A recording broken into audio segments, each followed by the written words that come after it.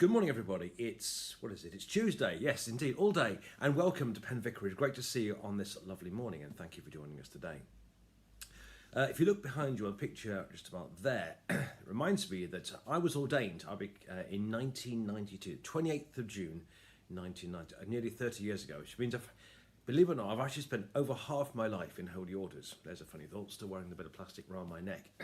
And if you look at, you can't quite see the photographs in there, but it was funny on the day because it was a nice hot day, but they were doing work on Lichfield Cathedral, and there was scaffolding up all over the west end of the cathedral. So from the bars behind the photographs, it looks like I've just come out of prison. But there we go. Anyway, that was 1992, and I've been ordained ever since, and really glad I am, because following God's call for my life. But it's Christian leadership, which is what this morning's reading is all about. So without further ado, 1 Timothy, first letter of Paul to Timothy, chapter 3, and get the whole chapter. The saying is sure, whoever aspires to the office of a bishop desires a noble task. Now a bishop must be above reproach, married only once, temperate, sensible, respectable, hospitable, an apt teacher, not a drunkard, not violent but gentle, not quarrelsome, and not a lover of money. He must manage his own household well, keeping his children submissive and respectful in every way. For if someone does not know how to manage his own household, how can he take care of God's church? He must not be a recent convert, or he may be puffed up with conceit and fall into the temptation of the devil. Moreover, he must be well thought of by outsiders, so he may not fall into disgrace and the snare of the devil. Deacons likewise must be serious, not double-minded, not indulging in much wine, not greedy for money. They must hold fast to the mystery of the faith with a clear conscience, and let them be tested. Then, if they prove themselves blameless, let them serve as deacons. Women likewise must be serious, not slanderers, but temperate, faithful in all things. Let deacons be married only once. Let them manage their children and their household well. For those who serve well as deacons gain a good standing for themselves and great boldness in the faith that is in Christ Jesus. I hope to come to you soon, but I am writing these instructions to you so that, if I am delayed, you may know how one ought to behave in the household of God, which is the church of the living God, the pillar and bulwark of the truth. Without any doubt, the mystery of our faith, of our religion, is great. He was revealed in flesh, vindicated in spirit, seen by angels, proclaimed among Gentiles, believed in through the world, taken up in glory. And this is the word of the Lord. Thanks be to God. Well, the early church found out from a fairly early stage that if you have a sort of group of people of any size, you've just got to have leaders. Sure, we're all one in Jesus, and that's absolutely correct, and no one's any better than anybody else. But all organisations need some form of leadership, and they need to have leaders. It just happens everywhere you go. You just need, if there's going to be order in the church, there needs to be some kind of leadership, and that's what this morning's reading is about. And Paul uses the word bishop. The real word is really, it means it's an overseer. The Greek word is episkopoi, from which we get the word episcopal, which means anything to do with bishops. So when he's talking about bishops here, he really means overseers, people who have oversight over the church.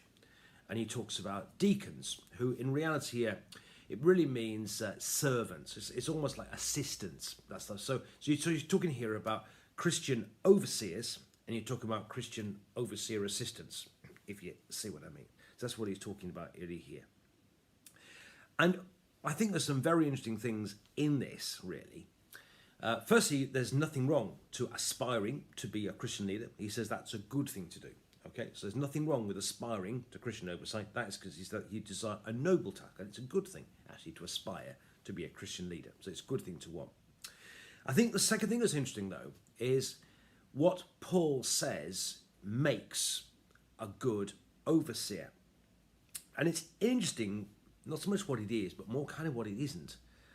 In the other books of the New Testament, letters like Romans, 1 Corinthians, Galatians, Ephesians, and so on, Paul in those books gives lists of gifts. And he talks about things like the gift of being an evangelist, or the gift of being an apostle, or being a pastor, and gifts. And he's really talking about gifted people. These don't get a mention, apart from teaching, in this list here. It seems to require a different skill set, if you see what I mean.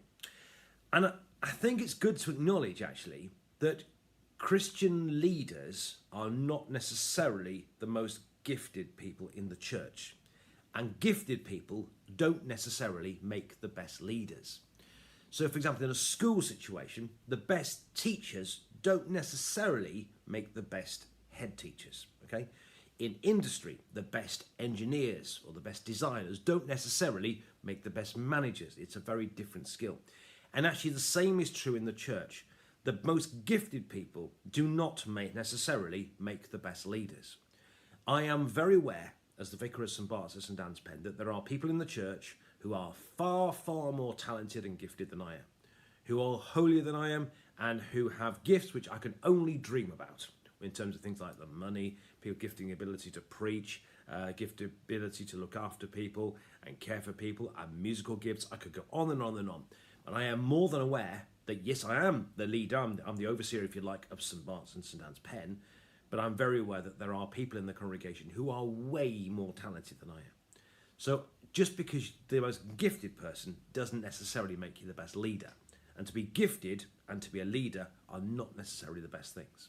So I think that's quite important to recognise, that leadership is a different thing, and the most gifted people are not necessarily the best leaders, and vice versa.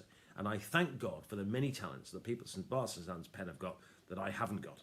Okay, I may be the leader, sure, but there are people who are way more talented than I am. What is interesting, however, is the, like you might say, the things, the qualities that are required. And to be a leader here, he talks more, it's more about issues of, less about Christian charisma and gifting, and more about what you might call Christian character. Because I think a leader really needs to be somebody who's pretty steady. So you don't want someone that's a recent convert necessarily, because if they've just come into the faith, they might just leave the faith. And so you need someone that's consistent. What you don't want is Christian leaders who leave. That's not a good thing to have.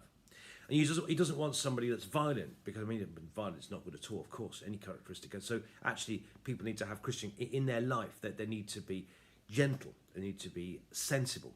And you don't want people who are violent and hot-tempered and that sort of stuff, because actually Christian leaders they have proper Christian character. They need to be good people, people that people can look up to. So you need people who are steady in the faith. You need people who other people can look up to in their life as well. And so that's what's really required. So for a leader, and a deacon for that matter, you don't necessarily need to be the most gifted person, but you do need to have what you might call Christian character. So you need people who are steady, people who can steer a ship, if you know what I mean. People who people can look up to, people who are dependable, people that they can depend on too. And that is that's the sort of thing that Paul is talking about to be a leader. So the first thing to recognise this morning in leadership is the most gifted people are not necessarily the best leaders. It's a different thing. What is required in a leader is somebody who is, as I say, you've got to be a good teacher, but you've also got to be able to you've got to be steady in the faith, and you've got to be someone that people can look up to. So you don't want to be people who can get drunk all the time, or being violent, or whatever it would be, or hot-tempered and that kind of thing. You actually need people who people can look up to and people can follow. But a couple of little things I like to say at the end, just to sort of say how important this is. He talks about the church of the living God, which is the pillar and bulwark of the truth. So what we're doing in the church is this isn't just an organisation. The church is a pillar and a bulwark of the truth. We are there to stand for the truth of Jesus.